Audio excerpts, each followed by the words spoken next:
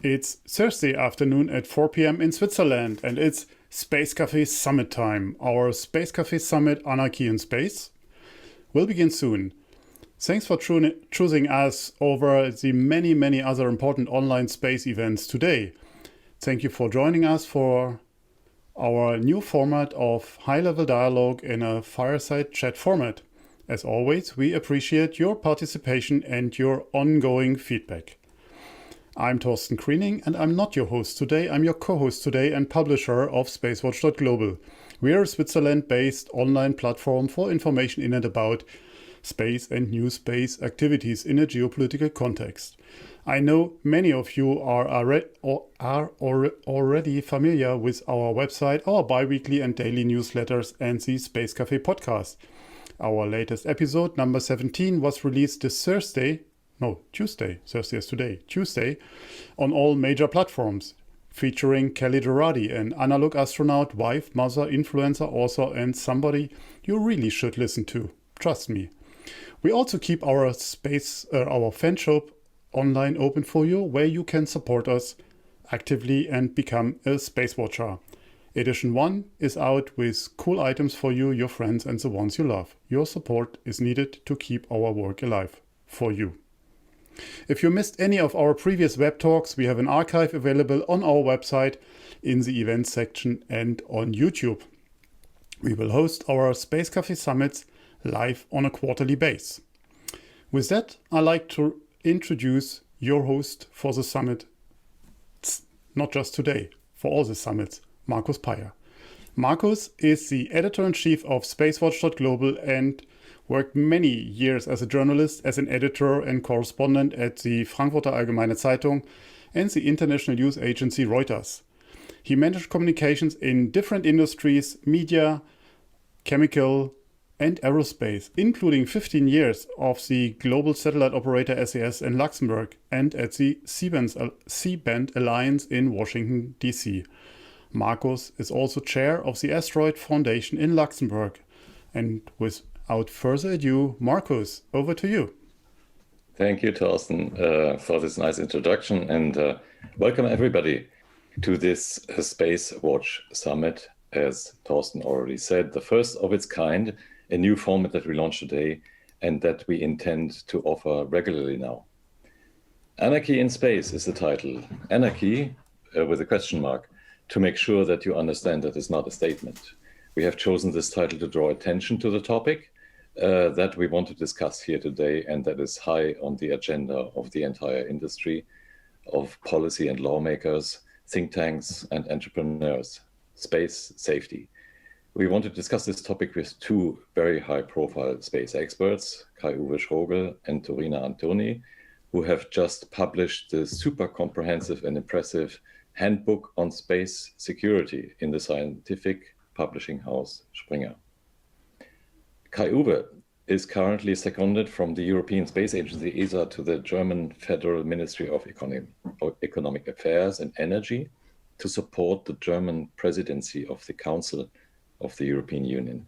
Until 2019, he was the Chief Strategy Officer of ESA, and from 2007 to 2011, Director of the European Space Policy Institute in Vienna.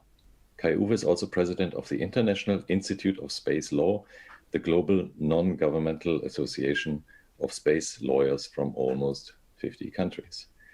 I should have done ladies first. Ntorina Antoni is a PhD candidate in strategic management at the Eindhoven University of Technology in the Netherlands. She is an attorney at law and member of the Athens Bar Association in Greece. From October 2016 to September 2017, she worked at the strategy department of the European Space Agency. I'm sure that Kai-Uwe and Ntorina, you met there. As a strategy and policy analyst involved in the research and analysis of ESA member states' regulations, policies, and strategies. That's right, what we are talking about here today. From May 2014 to October 2016, Ntorina was the legal counsel of Swiss Space Systems, a company that planned, as you might know, to provide orbital launches of small satellites and manned suborbital space flights. So once again, Ntorina and Kai-Uwe, welcome here today for our SpaceWatch Summit. Anarchy in space. What's going on? What does the title mean when we talk about space security? Is it true that anything goes, that we are in the Wild West, that everybody can do in space what he or she wants?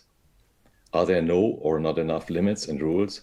And how safe are we in space missions, space exploration, and space visions? Question to Kai-Uwe first. You didn't call your book Anarchy in Space, but Handbook of Space Security. What are the different aspects and main topics that you tackle in the book? And why did you choose that topic and these topics and that structure? And what are the biggest achievements in space safety? What are the big questions?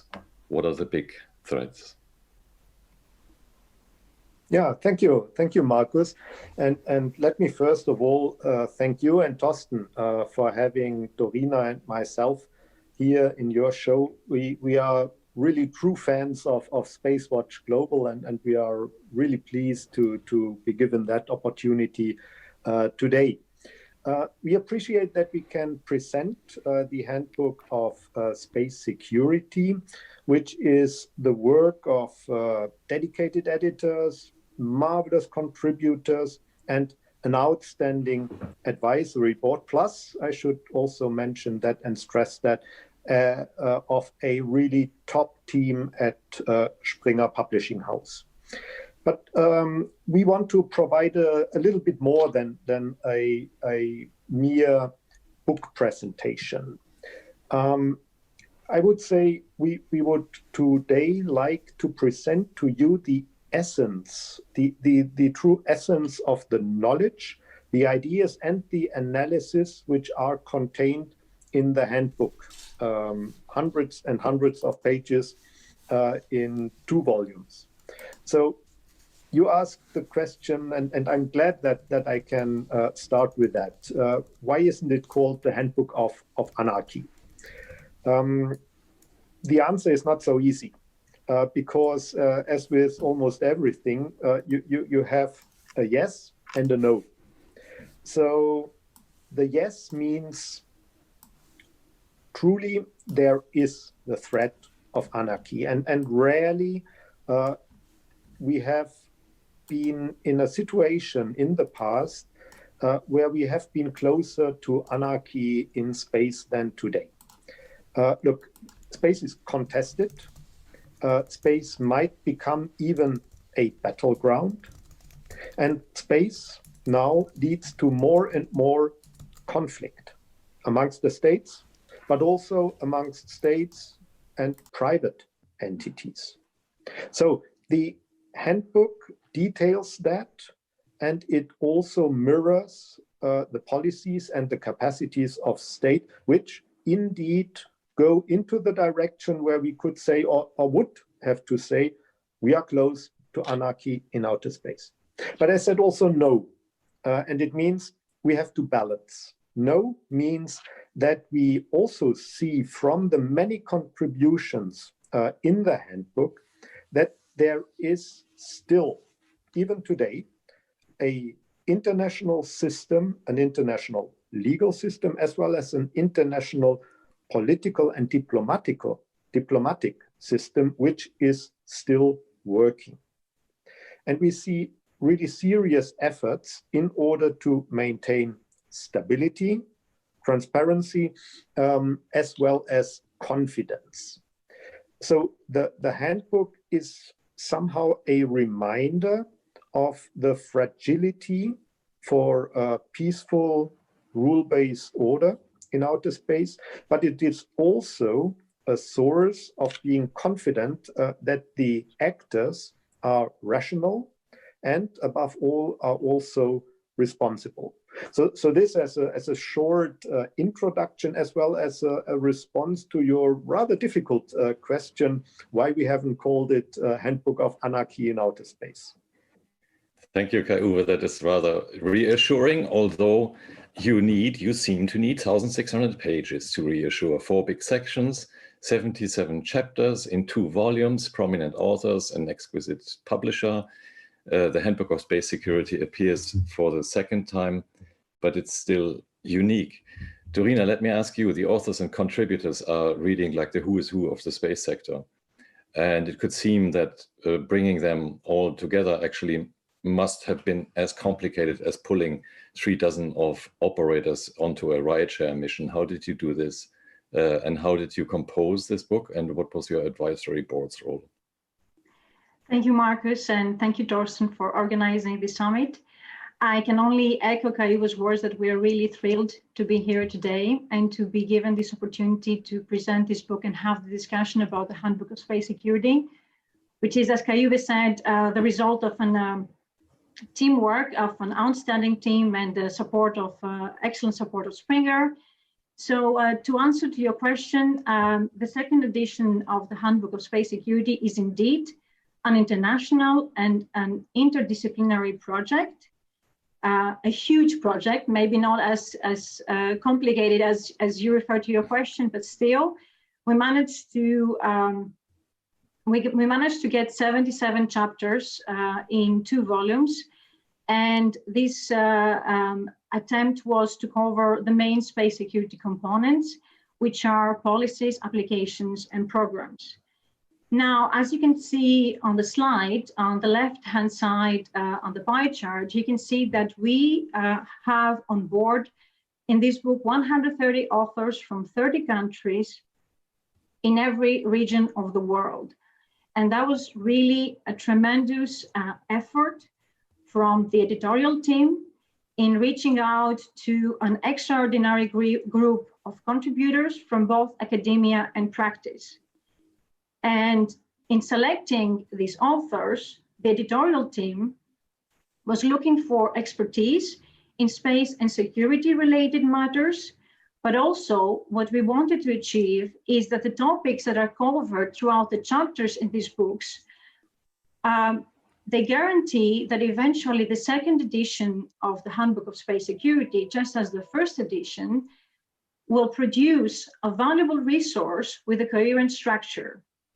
Now, in this task, the section editors were not alone, as they were assisted by 22 advisory board members, distinguished experts in their fields, coming from governments and academia from 16 countries and every continent represented, and that you can see on your right-hand side on the pie chart. So this handbook, the second edition of the Handbook of Space Security, has been indeed a tremendous collaborative work aiming to ensure that we deliver a high quality manuscript, just as the first edition, for both academic research and professional activities. Okay, thank you. It seems that that your first edition was a stunning success, and we would hope the second will be the same, and you put the bar very high. Can you tell us a little bit more about that? Thank you, Markus. So, well, when we started this project about 3 years ago, and we started the whole editorial team brainstorming on what we want to achieve with second edition, but we're thinking that we didn't want to just give a mere update of the first edition. That was not the objective, but the objective was rather to focus into comprehensively understanding the recent developments in the field of space security and addressing the challenges that have emerged in this context in order to receive orientation in future space and security policymaking.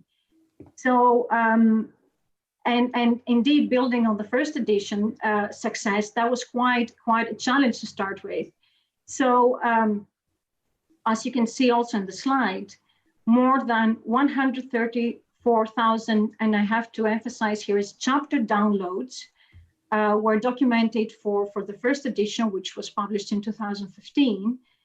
And now the second edition, the chapters have started being available online already in the beginning, earlier this year. And that's why you see the number of 23,000 chapter downloads up until today, which is quite reassuring that we see that it has reached at least part of its audience. And what the second edition aspires to be is to remain also a reference work for space security policy practitioners, for researchers, students, and experts. And I can tell you that both the electronic and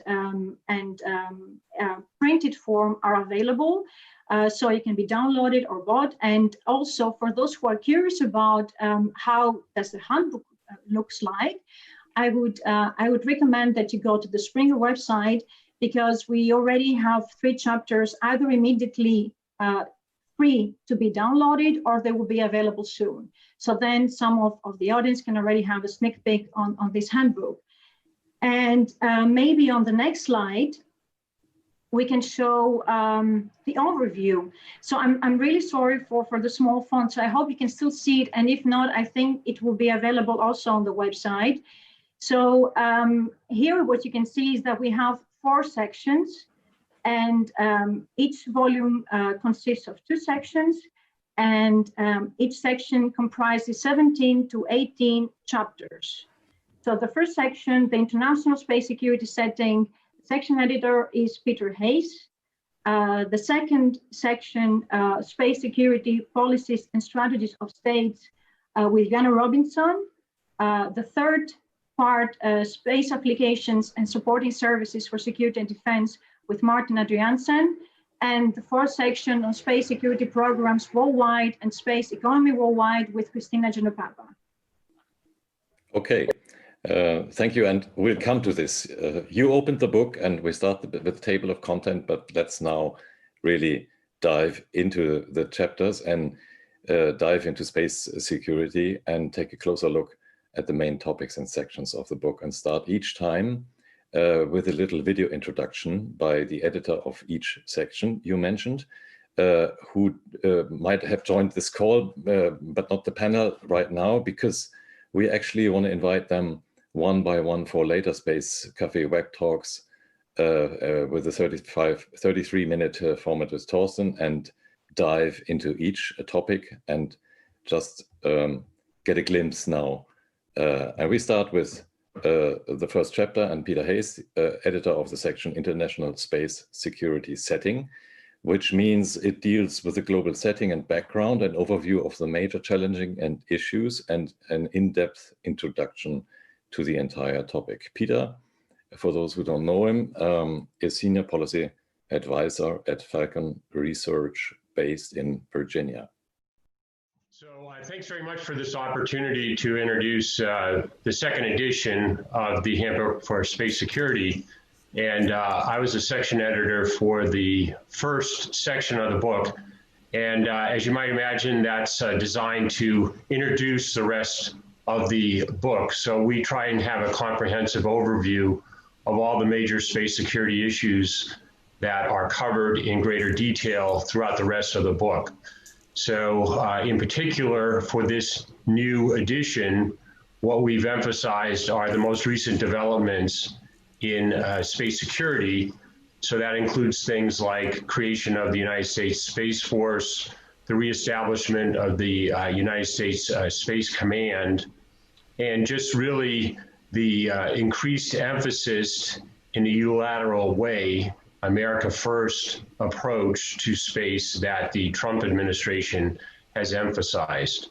So I think these are important developments, and they certainly have great potential to shape space security going forward. And I think readers will find all aspects of this introductory chapter useful as they consider in greater detail how they are discussed throughout the remainder of the volumes. Thank you, Peter.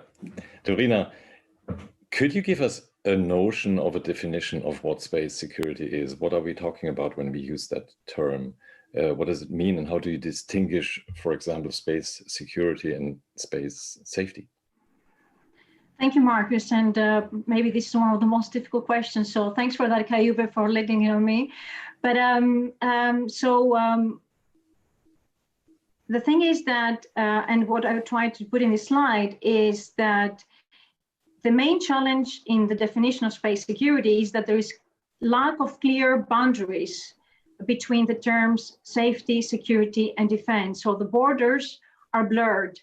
And this comes across also in in most of the contributions in this handbook, there is divergent concepts, interpretations, and views of what space security is and how it is understood. And what we see is that security is used in some countries instead of the term safety or the term defense, and vice versa, or sometimes it's used to mean both. And that creates a lot of complexity in understanding and defining it. And on top of that, the once very clear distinction, civil-military distinction, has been now transformed by the emergence of economic, societal, and environmental dimensions that again affect space security. So in order to capture these multidimensional challenges and in trying to understand the best approach to space security, what we do, we build on the principles of the Outer Space Treaty, and in particular, the status of the outer space as a global commons. So having that in mind, the second edition of the Handbook of Space Security is providing a definitional approach. So instead of adding to the myriads of definition, we provide for an approach in order to know how to define it. And the definition is as follows. So space security is the aggregate of all technical, regulatory, and political means that aims to achieve unhindered use of outer space from any interference, as well as aims to use space for achieving security on Earth. Now, this definitional approach is essentially aligned with the need to reach a common understanding in order to create and facilitate the conditions to develop collaborative frameworks and therefore tackle the complexities of this subject matter of space security in this constantly shifting environment. I hope I have answered your question. Yes, and there's still a lot of room for further discussion, I'm sure. Thank you. That outlines and frames it. I'd like to know, and from Kai-Uwe, wait a minute, I have a problem here. I'd like to know from Kai-Uwe, you know, we heard from Ntorina that this has a lot to do with what's out in space, but it also has a lot to do with what's on Earth. What are the clusters, topical clusters that you actually treated in your handbook and try to explore? Well, Markus, when you refer to the first section, which Pete has been introducing and for which Ntorina exemplified the approach through presenting the definitional way of looking at space security, we should know that, first of all, space security is certainly evolving somehow around the US concept. This is simply true because the US, as Pete has elucidated, is certainly the country which is spending most on space security, also military space activities. But on the other hand, his section also shows the breadth of what is contained and what is related to space security. And by that, his section possibly is the most diverse in themes and in topics.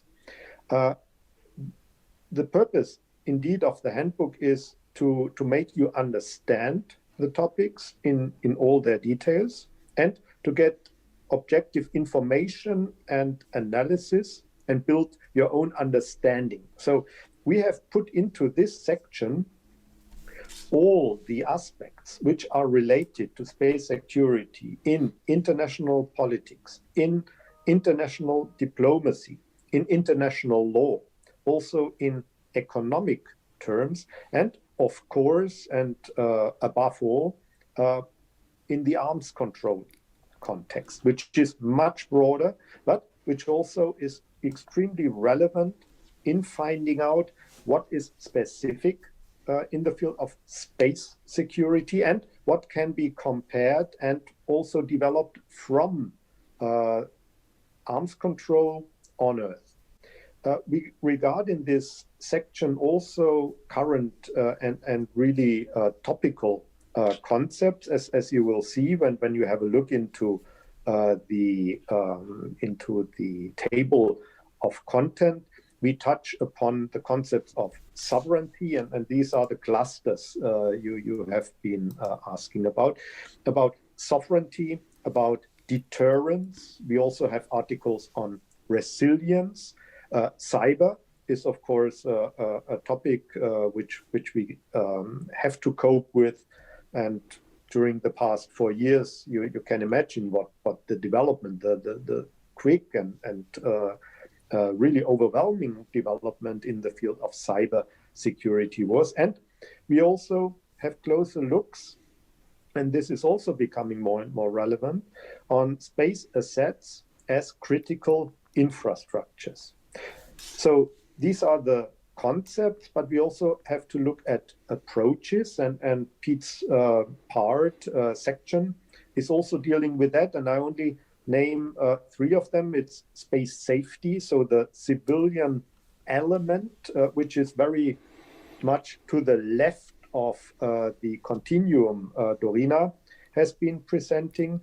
We also investigate into the issues of sustainability, and one of the key regulatory aspects with a huge element of security in it, space traffic management, which also highlights the dual use character and spreads over the whole continuum of the definitional approach for space security as presented. So in all, this section comprises an enormous number of concepts, of approaches, of also new ideas, and is extremely topical to understand what is around this simple term security in outer space. Great. Thank you, Kai-Uwe, and thanks, Markus. Let's turn to the second section of the handbook in this summit here today, as it is titled Space Security Policies and the Strategy of States. The section editor was Dr. Jana Robinson, and Jana is the managing director at the Prague Security Studies Institute, based in Prague and Washington, D.C. And thanks for all your questions that are coming in. I think we will try to weave them in as they come and fit into that. So, but now let's start with Jana's video addressing her chapter, her section, not chapter. Good afternoon, everyone. First, let me thank Torsten and his team at SpaceWatch.Global for the opportunity to introduce part 2 of the Handbook of Space Security. As the title, Space Security Policies and Strategies of States, indicates, this section of the handbook provides an overview of space policies and strategies of the major space powers, as well as select other spacefaring nations, together some 11 countries. It also provides an overview of the space security dynamics in Europe and the Asia Pacific. Space is a strategic sector for many countries, and increasingly governments are turning to private sector for launch and satellite capacity. The various chapters demonstrate the growth of the commercial operations despite space remaining government dominated. Indeed, I'd recommend readers to at least review all of the chapters, as they include important updates on space security relevant developments. For example, the US Space Force or the US Space Policy Directives, Russia's counter space operations, the Chinese PLA Strategic Support Force, and China's emphasis on information and communications technologies, the establishment of Defense Space Agency in India, and Japan's shift into more security-oriented space operations. At the risk of sounding self-serving, I likewise recommend the chapter written by my colleagues and I that introduced a new topic, namely the deployment of economic and financial tools and strategies by China and Russia in an effort to expand their global influence. Torsten, thanks again for the opportunity to provide this brief tour of the second edition, and I look forward to the summit follow-up sometimes next year. Thank you, Jana, for your kind words. Ntorina, it looks so easy, this overview, and as if all this wisdom would be freely available and accessible with desktop research. And we had this question already coming in from, what about China? Do we have China sources? How did you get all these insight and sometimes really quite sensitive information? And how did you encounter issues with transparency at all? Thank you, Torsten.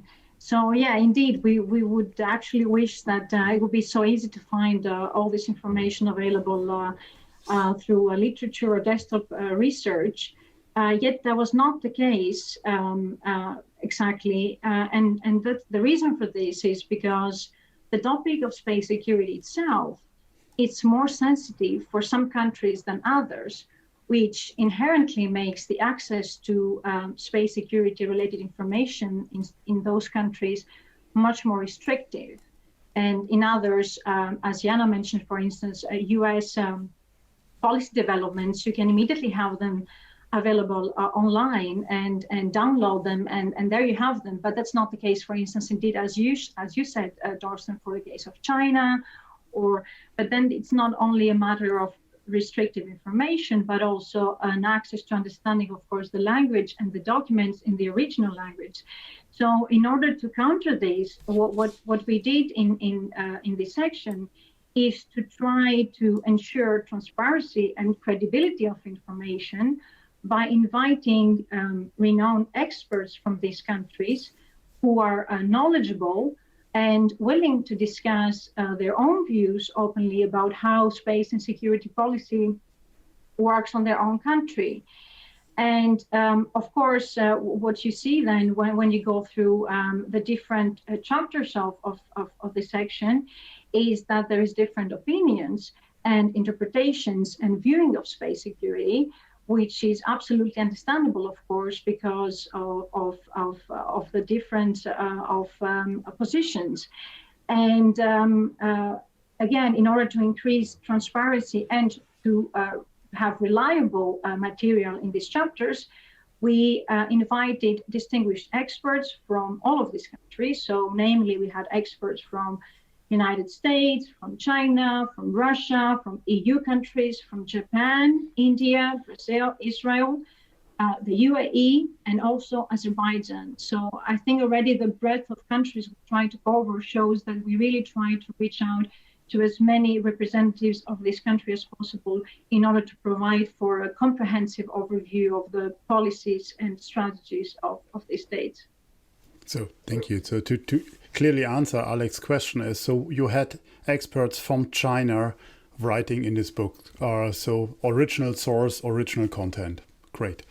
Kai-Uwe, you drilled deep and did not only assess the position and policies of the major spacefaring nations, but also the emerging countries and emerging economies.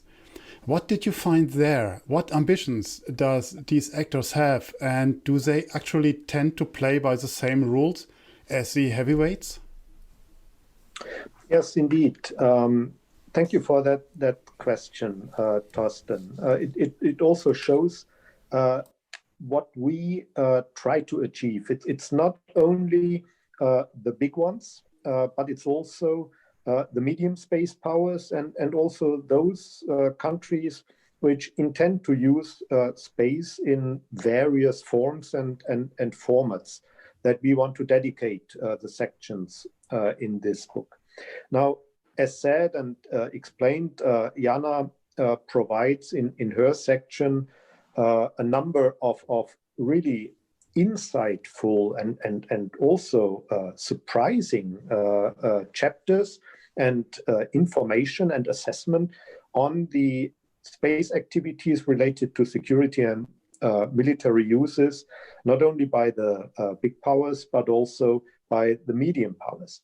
And you can read in these chapters, and when you cross-read, additionally, what is at stake for countries which are not simply competing with the big powers or the, let's say, trilateral confrontation we are heading for between the US, China, and Russia.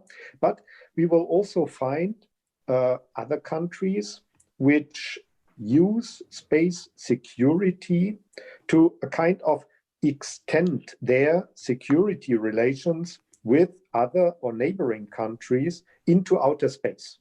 One example is certainly Iran and Israel, which extend their existing confrontations and conflicts into outer space. And this is very interesting to follow and to read, in particular in this section on the policies of these countries.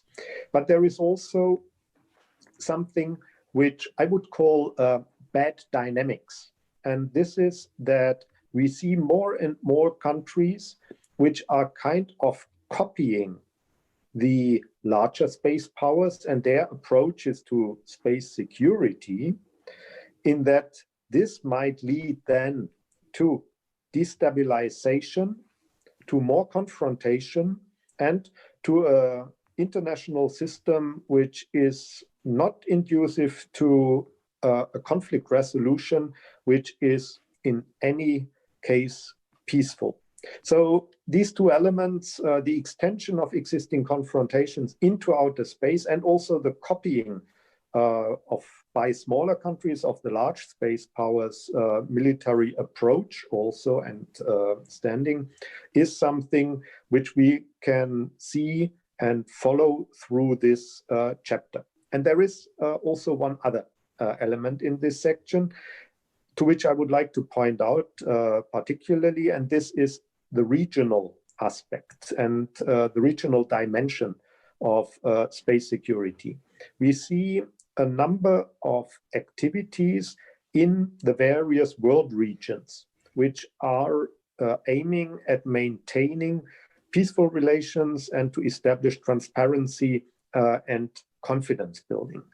And this is something which is very important. While, of course, space security is a global issue, it's also extremely important that on the regional scale, there is an understanding of what repercussions and what consequences conflict in outer space has. And this is the area where, first of all, a kind of cooperative approach has to take place before then, on the truly global level, we can look into finding solutions which make and create more stability. So regional efforts in maintaining peaceful relations and to establish transparency and confidence are also one of the key issues which we have put into this second edition. Thank you, Kai-Uwe. We could need hours actually to go in depth of these topics, and there's a lot of interesting and information and comments you make, and I'm sure we will another day drill deeper. But let's maybe now use the opportunity to come to the third section, which is entitled Space Applications and Supporting Services for Security and Defense. And the section editor was Maarten Adriaensen, whom we will see in a video next. Maarten is contract officer at the procurement of the European Space Agency. I have been fortunate to be part of the editing team of the second edition of the Handbook of Space Security, with the section on space applications and supporting services for security and defense. In the first edition of the handbook, the section on space applications for security and defense covered 10 chapters, tackling such main areas including Earth observation, telecom, PNT, SSA, and space debris. The second edition broadens the scope of the addressed areas of applications and services. Apart from the introduction, 20 chapters cover a wide spectrum of space-based and space-enabled services and applications. The section aims to cover all main application areas in generic chapters and address niche areas in specific chapters. Together, the identified and covered themes provide a comprehensive overview. The section covers in multiple chapters the main areas of applications: remote sensing, satellite communications, PNT, and SSA. Earth observation, for instance, has dedicated chapters on security and defense, but also for disaster relief, as well as a chapter on the dissemination of Earth observation data from a legal perspective. SSA-related chapters cover space weather, active debris removal, planetary defense, artificial intelligence, space traffic management, frequency management, and more. Cybersecurity of space-based applications and services is also a recurrent theme in different chapters. Now, space-based applications routinely deliver fast and reliable services for security and defense. The relative dependency on space-based services and applications in combination with the vulnerability of space assets drive countries to develop protection for their critical infrastructure, both civil and defense. I hope the handbook will reach many interested readers, both in and outside of the community of space professionals already familiar with security and defense related topics.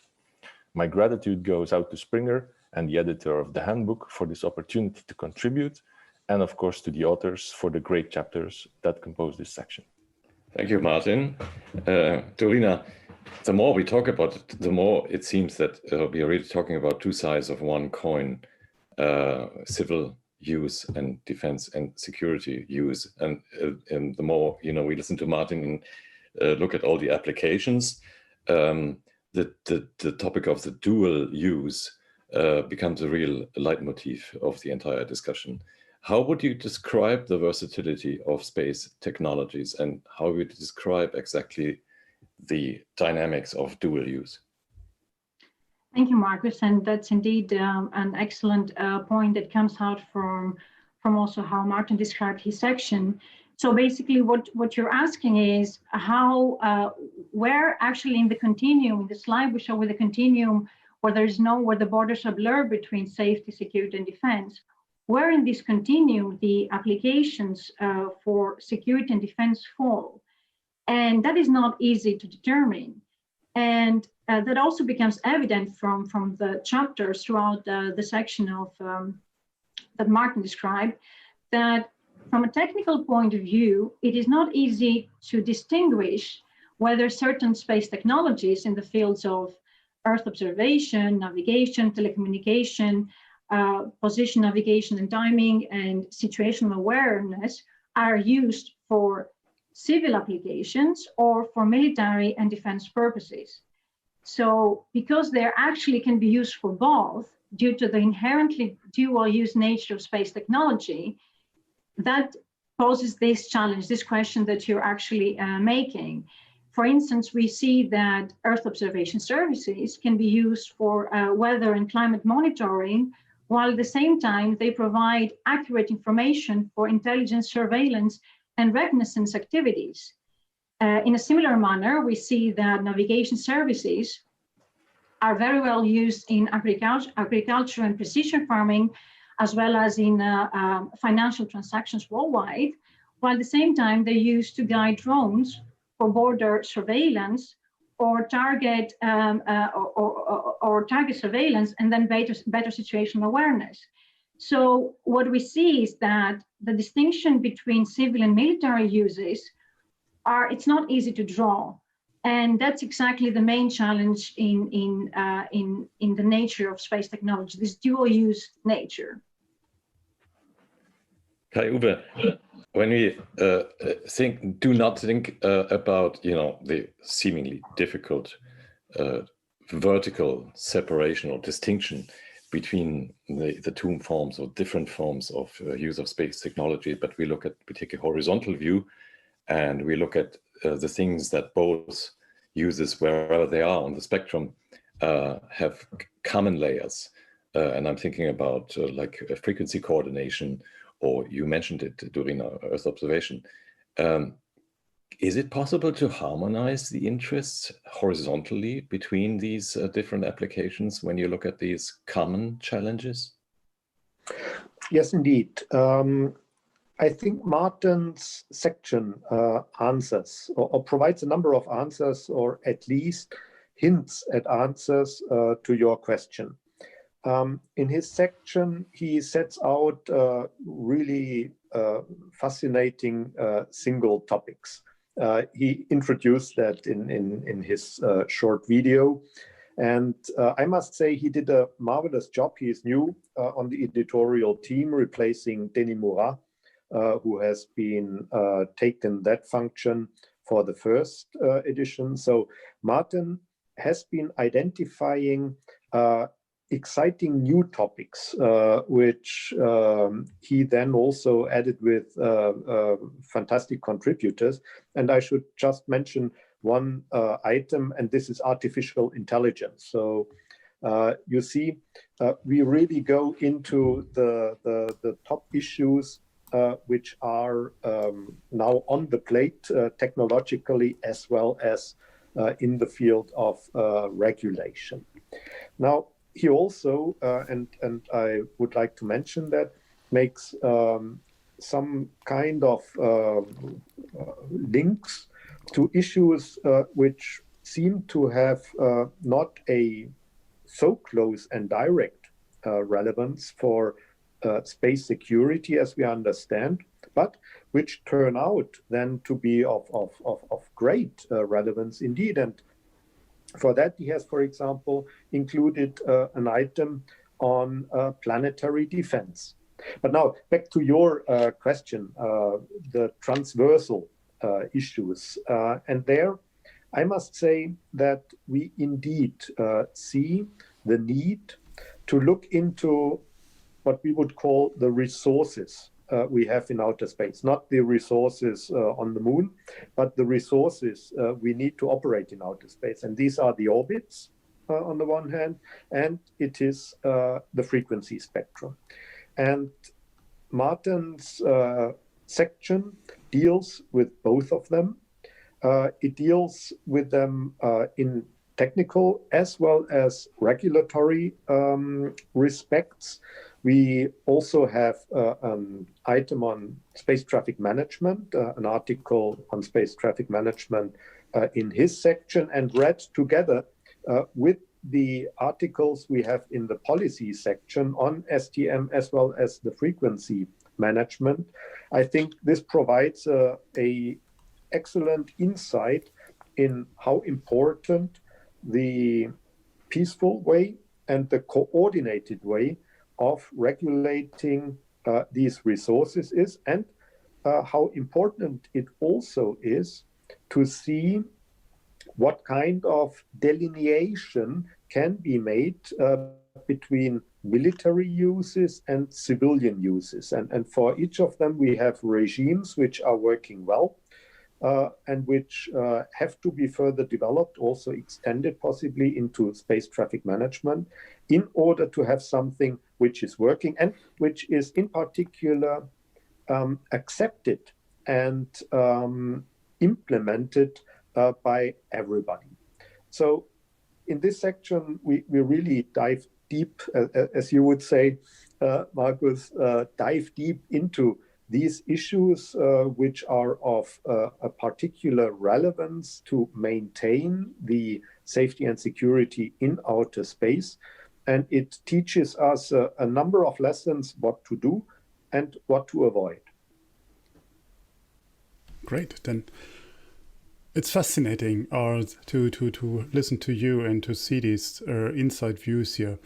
Now let's come to the fourth section, the last but not the least, are about space security programs worldwide and the space economy worldwide. The section editor here was Christina Giannopapa, and Christina is currently advisor to the Secretary General at the General Secretariat of Telecommunication Post at the Ministry of Digital Governance based in Athens, Greece. So, and we have her video right now. Hello, everyone. Section 4 of the second edition of the Handbook of Space Security addresses the subject of space security programs worldwide. It covers expert views on space security activities and programs of established spacefaring nations.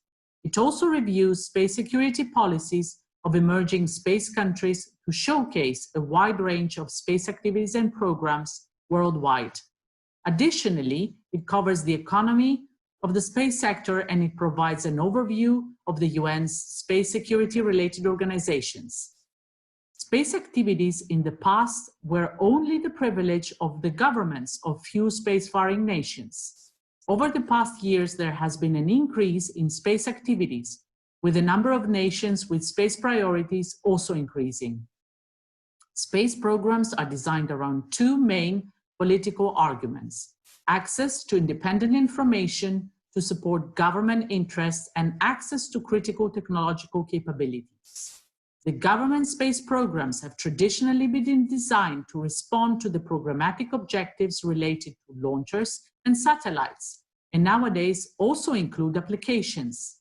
The launchers and satellite programs, civilian or military oriented, are often developed to reflect security objectives. The dual nature of space technologies and applications makes it difficult to strictly define the space security programs in isolation. This section of the handbook introduces different space activities and launch satellite programs of established spacefaring nations like the United States, Russia, China, India, Europe, including dedicated chapters on France, Italy, the United Kingdom, and also emerging space countries, Australia, Iran, Pakistan, to showcase a wide range of space activities and programs worldwide. The section covers also the space sector economy, the political economy of outer space security, and the new space economy consequences indicated by the space programs worldwide. It concludes with an overview of the UN space security related organizations, UNIDIR, UNOSA, UN COPWAS, and CD, due to the influence that they may have over the development of space programs worldwide. The space sector economy over the years has become more commercial, and different space applications have emerged outside the traditional research and technology development, calling for a wider definition of space economy. This wider space economy can be defined using different angles. It can be defined by its products, like satellites and launchers, by its services, broadcasting, images, data delivery, by its programmatic objectives like military, space exploration, human spaceflight, Earth observation, telecommunications, and by its actors and value chains, from R&D actors to users, and by its impact, direct and indirect benefits. These figures are justified by new space economy as a new paradigm shift, able to revolutionize space activities. This paradigm has renewed investments, technologies, and a new spirit of space conquest, putting enormous pressure on the space sector, which has to renew its classical approach. Governments need to come up with a more strategic space vision that is able to take into account not only the outcomes of the new technologies, but also the inbred characteristic of space-based infrastructures, big data, and digitization, with key issues in terms of security. I would like to thank Torsten and his team at SpaceWatch.Global, and looking forward to the next occasion to meet. Stay safe. Coming back to the show. So we're talking here really a global view. Kai-Uwe, what differences and characteristics did you detect in the different spacefaring nations' approaches? And how would you describe the growing intertwinement and complexity between civil, commercial, national security, defense approaches? And finally, what is an desirable and best mix in that? I know it's a complex question, like all of our questions. Well, indeed, Torsten, I already forgot the first part of those many questions, so I start with the last one. Maybe I recover then the other ones. Now, starting from the end, it sounds a little bit like, can you deliver, the editors of the handbook, something which I would call a manual for how to establish a space force? Well, that would be fun. I think we actually could, Ntorina, I think we could, yes. We could also make a lot of money out of that, more than Price Waterhouse would cash in. But this is not exactly what we have in mind. What we have in mind is to collect the information, to provide assessment, and then to really understand what the capacities are there for, and to get informed about, and also to understand what the policies of these countries and also international organizations are about. In this section, we somehow mirror what has been prepared in section number 2, Jana section. So Christina complements what has been developed already in section 2 on the policies. And we see not only a kind of, let's put it, link between policies and capabilities, but we also extend again the set of actors, just to mention articles on Australia and on Pakistan. So with that, we are getting even broader and try, as I said, to provide the understanding of what is going on, what the aims are, and what the development paths, and this is your question also, are of the various countries and organizations. And there is another point which I would like to make, and this also already responds to a number of questions which I saw in the Q&A section. And this is the relationship between military, civilian, governmental actors and private actors. I think Christina mentioned that at some point in her video, and Jana also provided some insight already, even with an own article, on the economic aspects of space security. And here we have them in very much detail in a number of articles, the economic and industrial dimension of space security. And this not only touches upon the typical and I would say traditional industrial and military effects, but it also touches, and this is what you can expect from a topical and up-to-date edition, it also touches upon new space and security. And there it's obvious when you take the field of launches, that new space, micro launches, new space launches, has a huge impact on, in particular, responsive space, which is one of the key concepts also of the space security setting in so many countries. So this section really touches upon the questions which go from the traditional governmental actors and perspectives to something which has been induced by the new space sector. And as a last point, it's also put out in 2 or 3 even questions in the Q&A section.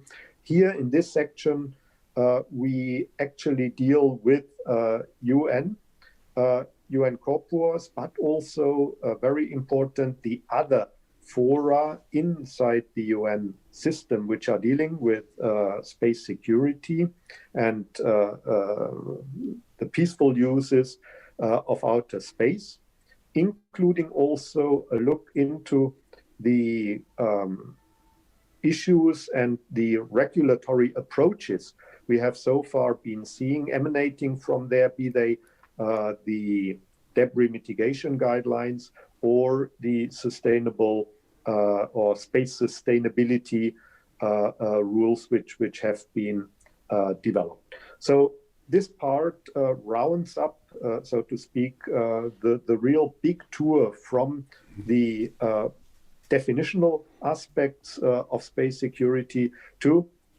the aspects which are really upcoming or have been upcoming during the very past years. Great. Thank you. And I think you covered my question quite well. So, Ntorina, to you. And I try to keep the complexity of the question. So in this fourth section, you were actually analyzing the policies and the programs of other nations that develop ambitions in space. Could you say a word how these countries are, who these countries are, and what you found there? I hope it was not that complex like the last one. So, no, but gives room. And I'll keep also my response also not that complex. So, just to add on what Kai-Uwe said, basically this section includes indeed a very comprehensive overview of, on the one hand, the established spacefaring nations. We have chapters on the United States, on Russia, on China, Europe, and then also dedicated chapters on France, Italy, and the United Kingdom. And then we also have and also India. And on the other hand, we also have emerging space countries like Australia, Iran, and Pakistan. And indeed, this chapter is complementing the second section. Now, overall, what we could say about if we can give like a general comment of what came out of comparing all these space programs without trying to generalize, but kind of understanding the underpinning principle, it's more like that the ambitions of these countries when developing these programs seem to be evolving around two main political axes. The first being the access to independent information that support government interests, and the second one, access to critical technologies and capabilities in order to acquire a more advantageous position. And another point that I would like to make, and also links to what Kai-Uwe already said, and also what Christina mentioned in her video, is that we see a lot of these programs, launchers and satellite programs, having civilian or military orientation, and all of them reflecting security objectives. But this brings us back again to the issue of what is security, and how can we distinguish between civilian and military? So again, this dual use question is something that does not really facilitate in strictly defining the space security programs of all of these countries. And I think that's also like one of the main, perhaps, takeaways from this section.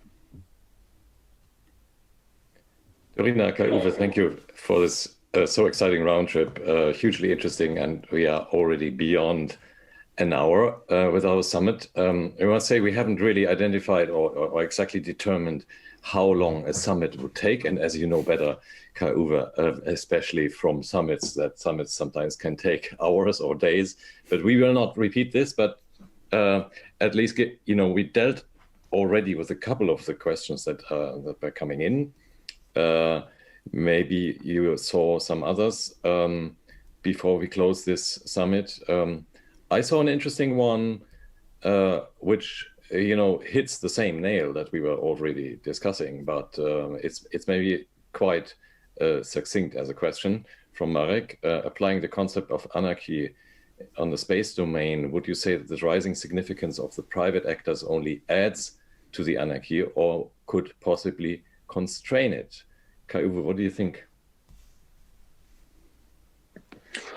Well, it looks from the outside that this would add to the anarchy because it's a completely different type of actor, different to governmental actors. But when you really go into that question and analyze it and also see it before and in front of what we have been trying to display through, in particular, the sections 2 and 4, it becomes apparent that anarchy is and can only be generated by the governmental actors, by the states. It is the states which are the parties to the treaties. And if they disregard international law and international regulation, then we have anarchy. And they are also responsible for the activities of their private citizens or institutions or industry or universities. So if we have private actors and they don't behave, let's say, properly, it's the fault of the states, and they have the power. The states have the power and also are required to regulate their activities. They are responsible. And so I would turn it back to the governments and to the states that only them are responsible if we have an anarchical situation or everything is under control also with regard to private actors. There's another interesting one. Maybe we can bring this in here as well. Civil, yeah, this is from, I can't see from whom it is. I can only see JV, which is maybe a joint venture or maybe something else. So JV, your question is, civic participation is vital in generating global opinion on space security. How much of space education outreach activities are proposed if the handbook, if any? And I would add as a footnote that probably you will say that the main outreach, the main purpose of the book already is to be that kind of outreach. But do you deal with the topic itself in the handbook?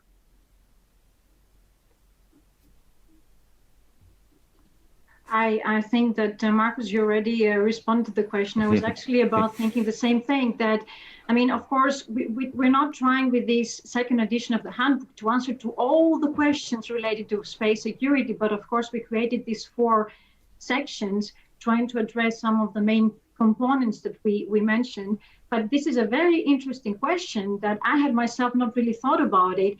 So thank you for the question. And I think that indeed this type of summit is providing us the opportunity not just to talk about the book, but perhaps topics that have not been covered and what people think about space security in general. So it will be interesting to also have a discussion with this person and see what exactly outreach activities has this person in mind. We'll be very happy to hear that.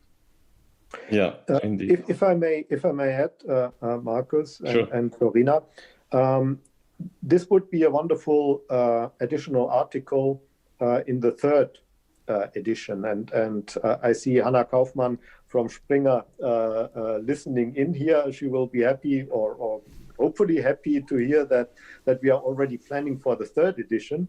But indeed, the aspect of civil society's participation and contribution to space security is contained in the one or the other article, in particular in the field also of the policy sections, where we see the reflection of non-state actors, think tanks, associations like IISL, for example, and their contribution to the discussions and deliberations of the governments, be it on a national level, be it on a international, global, multilateral level, contained in such articles like the one on the UN system, but also in country descriptions.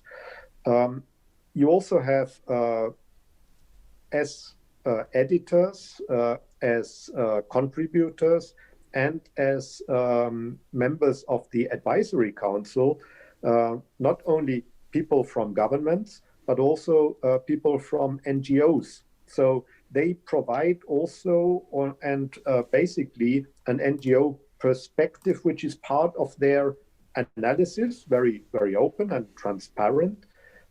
But again, it's a very good idea to have a special and specific look on this topic in a separate analysis and contribution. So thank you very much for that idea. I'm really looking forward to read the chapters in detail, and also to discover that things are more complex than we thought. That actually, as you say, there's one very strong pole of what regulation and politics have to do and responsibly have to do, but also to read through the chapters where actually you will try to identify political elements and visions in what private companies do. Maybe the transparency is not so big either there. Who says that we want to live on Moon or Mars with a couple of hundred peoples, like we live on the corridors of a California corporation? There are political dimensions in these visions that are not necessarily innocent. And what we need about all this is platforms like this, books like this, debates like this, and your questions and your feedback.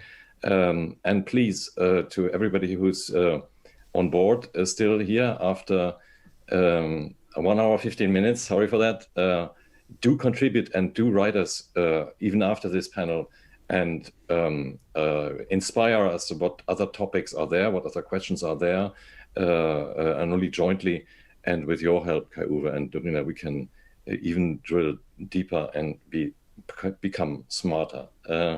Thank you so much for your participation. Kai-Uwe, Ntorina, is there anything, I think I interrupted you wanted to still say to the audience, or should we just look forward to the next time we see you here? I would like to throw in another question from Catherine Courtney, because it is she asked about the recommendations for policymakers.